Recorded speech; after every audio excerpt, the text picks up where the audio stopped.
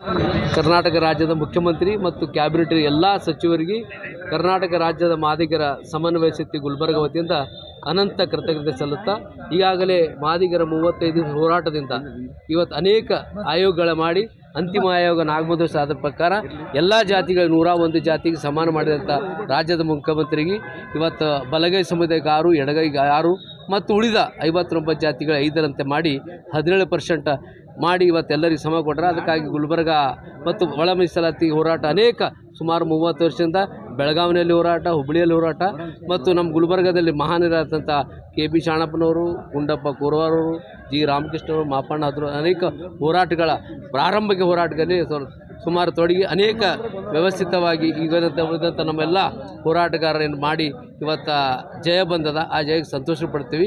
ಮುಂದಿನ ದಿನ ಹೋರಾಟ ಬೇರೆ ಬೇರೆ ಆಗಿದೆ. ಈಗಾಗಲೇ ಮುಖ್ಯಮಂತ್ರಿಗಳು ಹೇಳಿರ ನೀವು ಈಗ 35 ಹೋರಾಟಗಳ ರೂಢಿಗೆ ಬಿದ್ದು ಬತ್ತಲೆ ಸೇವೆ ಅನಿಬತ್ತಲೆ ಸೇವೆ ಮಾಡಿರಿ. ಈಗ ಮುಂದೆ ನೀವು ಎಜುಕೇಷನಲ್ಲಿ ಯಾವ ರೀತಿ ಬೆಳೆದು ಸಾಮಾಜಿಕ ಮತ್ತು ಶೈಕ್ಷಣಿಕ ಮತ್ತು ಅಧಿಕಾರಿ ವರ್ಗದಲ್ಲಿ ಹೆಚ್ಚಿನ ನಮ್ಮ ಇಡೀ ಸಮುದಾಯಕ್ಕೆ ನನ್ನದೊಂದು ಮನವಿದ. ಮುಂದಿನ ದಿನಗಳಲ್ಲಿ ನಾವು ಹೆಚ್ಚಿನ ಸಂಖ್ಯೆಯಾಗಿ ವಿದ್ಯಾಭ್ಯಾಸ ಮಾಡಬೇಕು, ರಾಜಕೀಯವಾಗಿ ಮುಂದೆ ಬರಬೇಕು, ಆರ್ಥಿಕವಾಗಿ ಬರಬೇಕು ಅನ್ನೋದೊಂದು ನಂದು ಸಂದೇಶದ ಇಡೀ ಸಮುದಾಯಕ್ಕೆ.